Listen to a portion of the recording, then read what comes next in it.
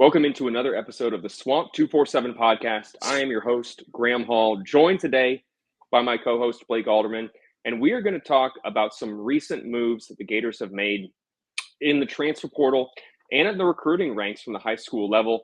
Florida, we've talked about this on the site over at swamp247.com. If you haven't seen it, check it out there. But we've talked about the scholarship limits where Florida is at right now, just sitting at the top of that 85-man limit, but that hasn't stopped Florida from looking to add to their roster. And a couple of weeks ago, Florida got a top 50 prospect by 247 Sports in the most recent class. And Jason Zandamela, we caught up with him after his official visit where he talked about the proximity to home factor, a guy who moved from Mozambique to Clearwater, went to Clearwater International Academy, but then he signs with USC, goes cross-country for his first spring on campus, and he realized that that just wasn't the correct situation for him, where he was going to be able to get the best up to his development-wise, needed to be closer to his support system at home, and that made it a UCF-Florida battle where the Gators ultimately prevail.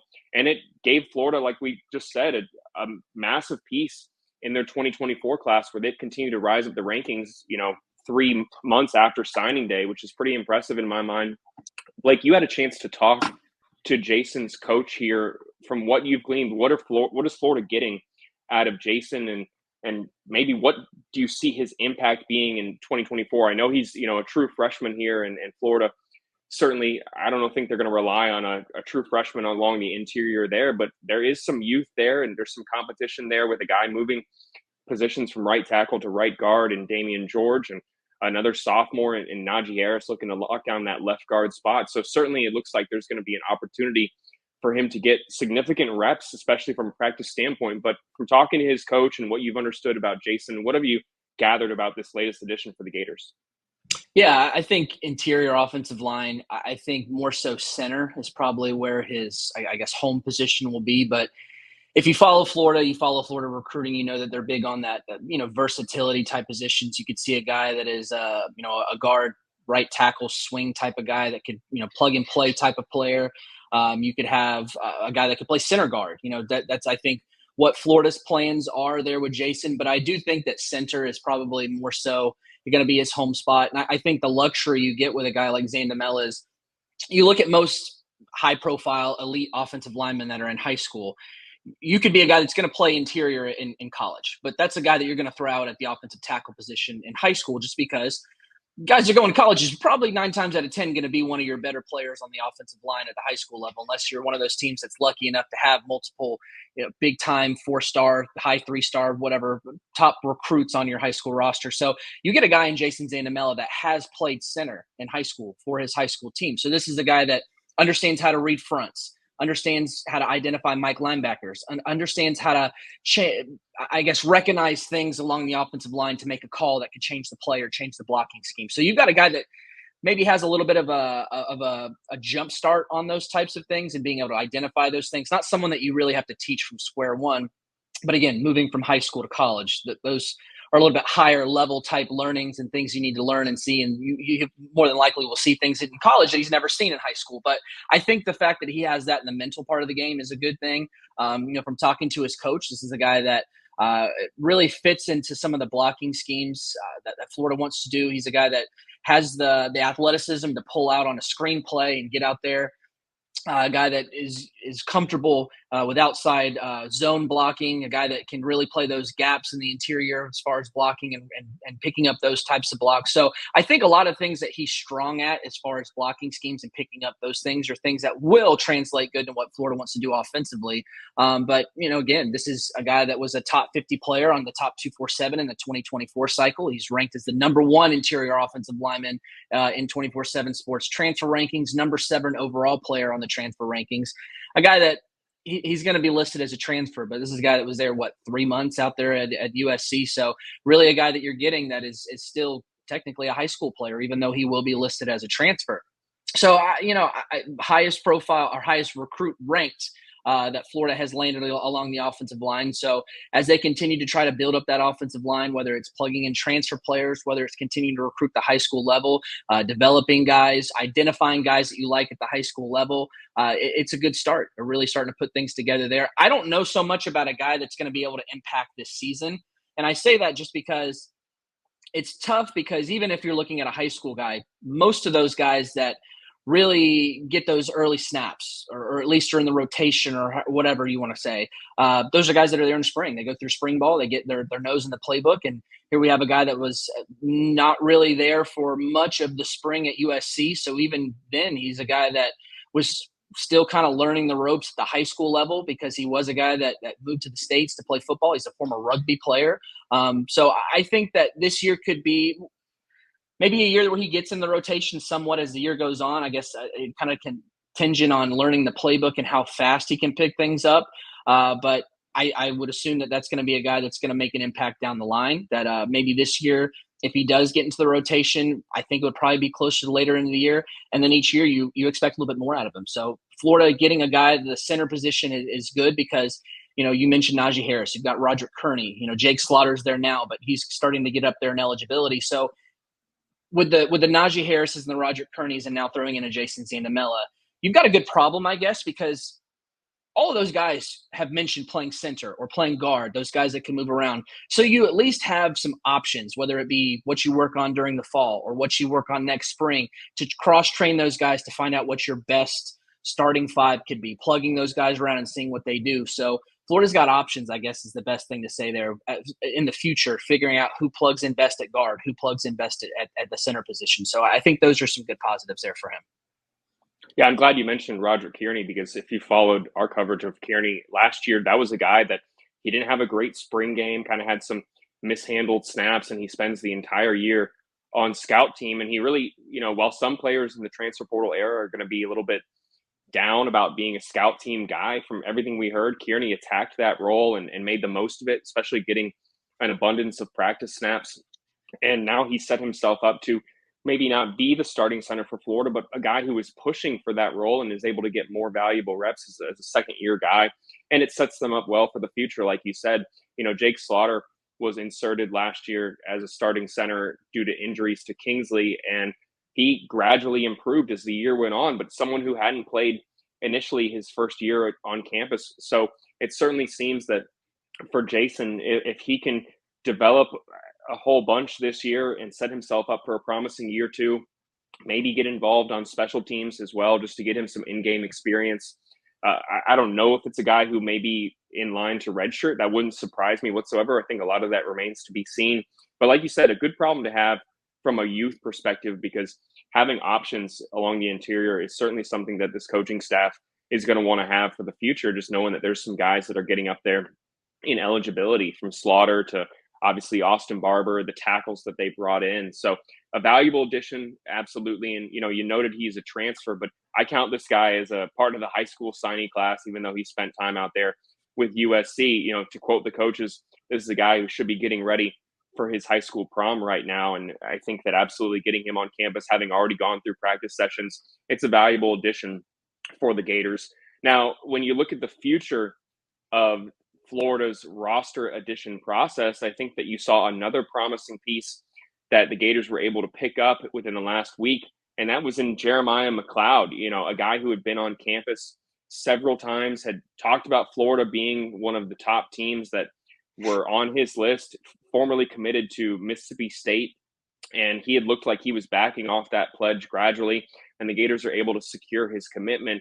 You had a chance to talk to Jeremiah. This is commitment number 4 for Florida. So still very, very early in the 2025 class, but a critical piece in my mind to get a body along the defensive line at a position that is a premium right now, from the transfer portal to the high school recruiting ranks. You get a guy like this, I think it bodes well for building your class. And from having talked to him, I know you have, that it sounds like he's going to be an active recruiter when it comes to getting some other guys here in the fold. Just what do you make of getting Jeremiah, and what do you think it means for Florida's trajectory of their 2025 class? I don't know so much about the trajectory, because I do think that, coming off the seasons that Florida's had, I do think there's a a large cluster of players and recruits that are sort of wait and see with Florida. That doesn't mean that they don't like Florida anymore or they're negatively any sort of feeling about Florida, I guess. But I do think that it's sort of wait and see. They want to see how things look this season. I think going back to a guy like 4-star safety Hilton Stubbs out of Jacksonville, a guy that going back to January had named Florida his leader, continue to do that. Oh, boom, he's committed to USC over there in March. And now he's saying that he's still listening to Florida. Florida's still pushing for him, but he's more wait and see, wanting to see how things go in the fall. And I don't know that that's necessarily a Florida thing. I think that that's something that he wants to do for all the teams that are still recruiting him. But I do think there's a little extra incentive with Florida just because you're coming off the seasons that they've had.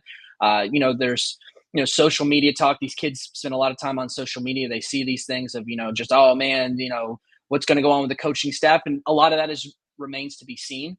I think that this year you're focusing on having the best year you can. Billy Napier has said consistently that he's got a lot of experienced players on this roster this year, that he feels really good about this roster. So we'll see. So I don't know what McCloud would do for the trajectory of the class, because I do think that is something as far as waiting and see. But I do think it says something about Florida's, I guess, what they've done as far as being able to get a guy that was talking about, I'm going to take some official visits in the summer, backing off that early Mississippi State commitment, was going to take those official visits, take a little bit more time making a second decision. Well, Florida was able to really change that and get things done much earlier than maybe he anticipated, going in there. Having those, I think, 3 visits he took over the course of the spring, getting there to Florida each time a little bit more, he liked it, a little bit more, he liked it. And then the 3rd visit, he comes up there with his mom. Mom was sold on Florida, and he mentioned that mom is not an easy person to really impress or really get on your side, and Florida did that. And I think that that's something that really made this maybe move a little bit more on the fast track, because kids are going to like every school. These schools are put together to look like that. Facilities are always nice. You've got jerseys, you've got this, coaches do this and that, development. A lot of teams put players in the NFL. So each visit is made to look awesome, especially whenever you're, kind of dolled up with your campus, is what you would have on a junior day compared to just a regular day of just really trying to show everything. So I think that speaks to Florida being able to really kind of put the squeeze on a player, I guess, if you will, getting them to go ahead and shut things down, someone that they wanted. But, again, he's a guy that, a defensive lineman is really good to get on board. If you can build guys that are at those positions to where everybody's going to need defensive linemen, there's always going to be sort of a chain reaction as far as, if you miss out on such and such guy, school will turn to such and such guy, from A to B. So I think that Florida getting that guy on board early, when you've got schools like Georgia that have offered this year, LSU had hosted him on campus and we're pushing for him with Bo Davis, the defensive line coach over there at LSU. USC was pushing for him out west. Colorado, I think, offered and was working on getting a visit. So there were some other schools that were still trying to get this guy on campus. We're still trying to recruit him. And I would assume, when you got a guy that backs off that Mississippi State commitment and immediately has Florida as his leader, those were some of those guys that were probably trying to do the opposite of Florida, whereas Florida's like, hey, man, let's get this thing done. These other schools are like, hey, man, take your time. Come check us out. Do this, that, and the other. So, Florida did a really good job there. Gerald Chapman did a great job with him. Austin Armstrong was involved. Billy Napier has a group text with Jeremiah and his mom, and they talk all the time. So that's something he's really appreciated. And then even then, you've got a guy that's going to be a vocal recruiter. Even the day that Jeremiah had committed to Florida this past week, he was already on the phone, working the text, working the DMs on Twitter, talking to 4-star defensive lineman Malik Autry, who's a big target for Florida on the defensive line that is committed to Auburn, a guy that Florida really wants. And Jeremiah was already in his ear. Jeremiah is going to take that official visit to Florida there on the weekend of May 31st at the end of this month. So each of those official visit weekends for Florida, they're going to have multiple guys, over 10 guys on each weekend. So it's a guy that it's good to have one of your commits not only there to answer any questions about maybe why they committed to Florida, what they see about Florida, their thoughts on Florida, et cetera, but a guy that's going to do all that, but also be in your ear of really being like, man, come on, let's get this thing done. Let's play. Let's do this, that, and the other, play together. So I think there's a lot of positives there. And I really do like Jeremiah from what I've seen from him at the Under Armour camp there in Orlando early this year. He came away with the MVP honors of that camp along the defensive line. And that's what led to so many of these offers, Florida included, and plenty more offers coming out there and really kind of stalking them up and really turning into a guy that maybe is a 3-star, but a guy that's having some of those offers of those blue chip 4-star players. We'll see where things go as far as his ranking. It is still very early in the cycle. Spring football is going on now. A lot of these teams and players are going to have their senior years coming up, so there's still a lot of evaluation from a ranking standpoint. But that offer sheet is looking like a top recruit type of profile on him from just the teams that have been recruiting him. So I do think that Florida got a guy that I could see moving up the rankings as this cycle and this year goes on. Yeah, you mentioned his offer list, and I do think that at this time of the year, that maybe is what people should go off of a little bit more. Not to say that recruiting rankings don't matter year round, but when you look at the amount of top programs that have offered a guy like McCloud, I think that speaks highly to how they've evaluated him, and certainly a long way to go here. And I think that he'll continue to receive interest, even though he has locked in with Florida, and that should speak highly to what you're getting in a player when programs aren't giving up on you, pledging to another place. They're still going after you. I do think that speaks highly to him. And certainly I do think that this is, when I use the word trajectory, I do think that just from a momentum standpoint, you brought up the coaching staff, and that certainly is a fair point here where a lot of players are going to wait and see how Florida does during the season. But when you have someone who buys in early, can be another voice and say, I'm still going to be here, even if something goes awry with the coaching staff, or, be another voice in their ear when the official visit season comes around. I do just think that helps from a momentum standpoint and helps you, give you better odds when you are hosting players. And then, obviously the case of Florida, what it speaks to Florida's ability to get guys to commit when there is so much uncertainty for the upcoming season. I do think that just bodes well from an optics standpoint. I think that you show that you can still recruit even when there's so many reasons for other programs to negative recruit you. Even your own fan base at times is negatively recruiting you and saying, well, this coaching staff may not be here. We know that is going to only hurt Florida's chances of procuring talent and setting themselves up for the future. So knowing that this coaching staff can overcome that, I do just think it is a positive sign for this Florida program. Now, I know I mentioned at the beginning of this episode that Florida's scholarship limit is right there, that Florida looks like they can't really add anyone else, sitting at the 85-man limit, but that has not stopped them from setting up official visits with players still in the transfer portal. The latest one that we reported over at Swamp247 is a highly touted wide receiver out of Arizona State in Elijhah Badger that Florida is going to host on an official visit next week. It is May 9th as we're recording this episode. They're going to have him on campus on May 14th. So 5 days away, he's going to be taking an official visit here to Florida as he looks for a new home. It's really interesting to me that Florida still is able to go after players, especially at, I think, a position of need at wideout, where, they brought in Chimere Dike and certainly have some guys coming back who are talented, like Eugene Wilson. Khalil Jackson has ascended to a starting role. They still are obviously high on Aiden Mizell, Andy Jean. Marcus Burke has had a really good spring. I do think that this is a situation, though, that Florida can add talent to their receiving core, and they've gone after Badger, and they're going to have a chance to get him to commit to Florida next week. And I think that this is a really intriguing piece and just an intriguing storyline considering where Florida is at from a scholarship limit. Just what have you heard from Badger? And what do you think Florida's chances are for him? I know it's still early and he hasn't been on campus yet, and we still have a lot more information to gather, but being able to set up an official visit with him, knowing what their scholarship limits are, I think it speaks highly to the chances that he ends up, being a Florida Gator. I think a lot of that is wait and see. Yes, the official visit is being set. I think there's a multitude of reasons for that. Again, wide receiver is something that they have seen as necessary going into the spring window. That was the position that I heard was, one that they were wanting to address in the spring portal before the spring portal even opened. So you've got a guy that has the production. 2022 season, he was extremely productive, 70 catches, 864 yards, and 7 touchdowns. That's probably the best season that he's put together as far as his college career.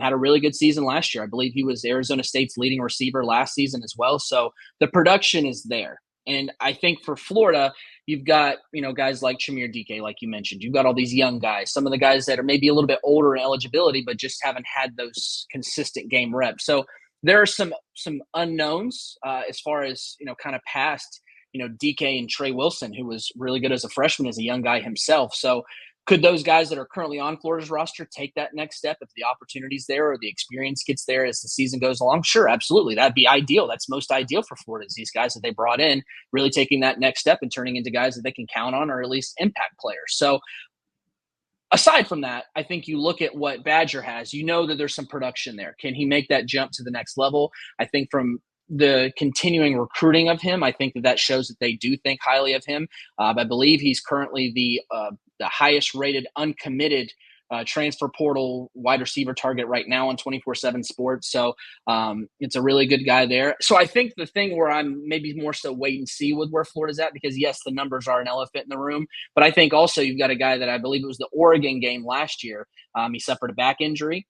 It's something that has been a little bit nagging for him into this year. Even in spring football, he was limited. I believe he was able to do, kind of drills, but really wasn't in any part of contact type of drills. And I don't believe he's played in the spring game either. So I think that there's some wait and see with continuing to evaluate the back. I would think that them doing the official visit tells me either two things. Maybe from what they've heard or what they've gathered so far, it's not quite as bad as, maybe someone would assume. I don't know. I'm not a doctor, and nor have I talked anything like that to know exactly what the back is looking like right now, just more so that he was limited in the spring. So getting him there on official visit allows you to have your medical team look at him, see where things are at. So I think that that's going to be a determining factor here of where Florida goes going forward, because you've got a guy that I believe has 1 year of eligibility left, and you don't want a guy that can't reach his full potential when you're already crunching numbers. So the numbers, I think, is an interesting thing too, because you're at 85, but we're in a new day and age of college football. I don't know if this is going to be necessarily the scenario, but we're turned into a world where NIL is a thing now. Is a scholarship. If you're going to be a guy that's going to be played, whether it's Badger being a guy that could come in as I guess a walk-on, but have enough NIL to take care of all those things and make it enticing for him to come. Is that something that's a possibility? I don't think it's something crazy, because that's just kind of a way now that there are available to make those numbers work.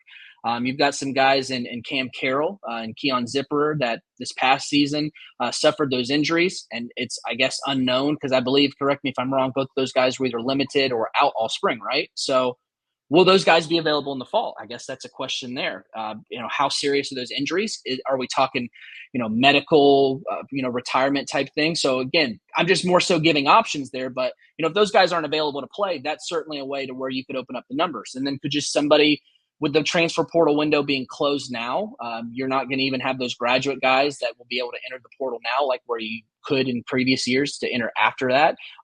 Is there something to where somebody wants to, be done with football or something like that? So I guess those are where some of the options are at now, because it used to be, if you're looking, transfer portal windows closed, it's either you've either got your 85 or you don't. So I think now there are options that I think Florida has. Will any of those options work out?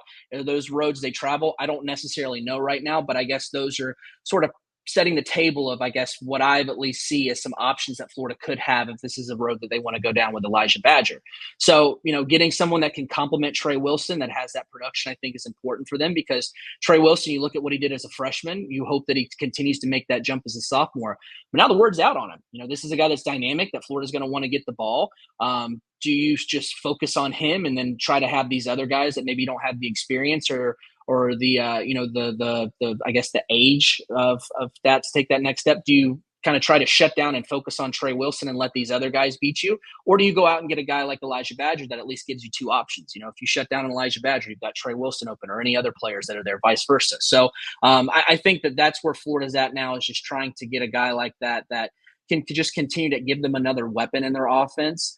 Graham Mertz, needs as many options as he can out wide there. The offensive line take that next step. So I think if you want to continue to stockpile, and it's going to be a pivotal year 3 for Billy Napier as he tries to get this thing righted and get the schedule is tough, and trying to get the trajectory of your program where it's at turning forward. Continue to add as many talented guys that you can count on. That's what the transfer portal is in Billy Napier's eyes, getting those guys that have the talent, the experience that's going to make your roster better.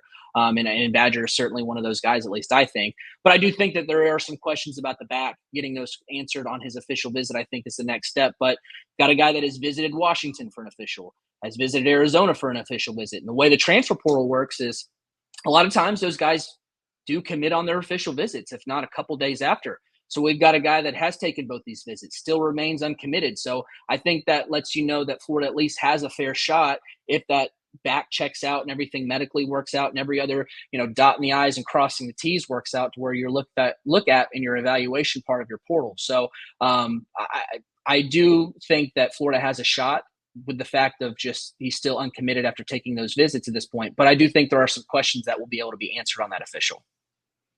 Yeah, I think that's the big reason why you set up an official visit. You have to gauge what his willingness would be to, one, maybe be a preferred walk-on in this day and age where you can maybe make up some of that ground through NIL. Like you said, that is certainly where the game is currently heading. And if you have healthy NIL, you can certainly go over that quote-unquote 85-man scholarship limit and get guys who would have been on scholarship elsewhere and are willing to maybe accept a preferred walk-on spot for your program, knowing that they're still going to be able to have some form of outside compensation when they move to your program. And I do think that if Florida didn't really have a plan in place for him to be able to be on the roster, I don't think that they would be wasting resources to set this official visit up. And you also mentioned that he hasn't committed elsewhere. He's taken other visits, still is looking for the right home. And we're getting to, I think, the window here before June where programs want to have wrapped up their transfer portal guys so they can really turn their focus to their high school recruiting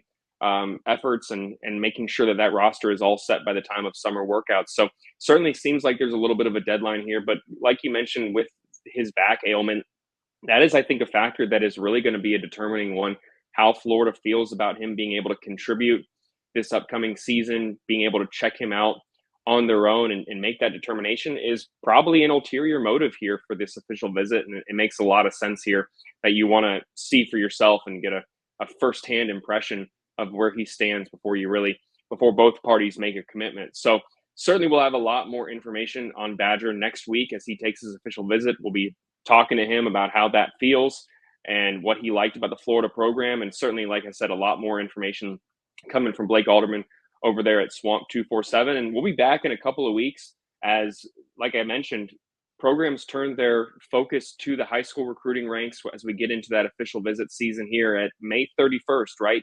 Where they'll be able to start hosting prospects on campus again for official visits. And Florida has already started lining up a whole ton of those, a full slate already. You can see all that information over at Swamp247. But for today, that's going to do it for this episode of the Swamp247 podcast. Really appreciate Blake Alderman joining me to talk all things Florida roster, recruiting efforts, you name it. He knows it. Make sure you follow Swamp247. Stay tuned. And for Graham Hall and Blake Alderman, we'll see you next time.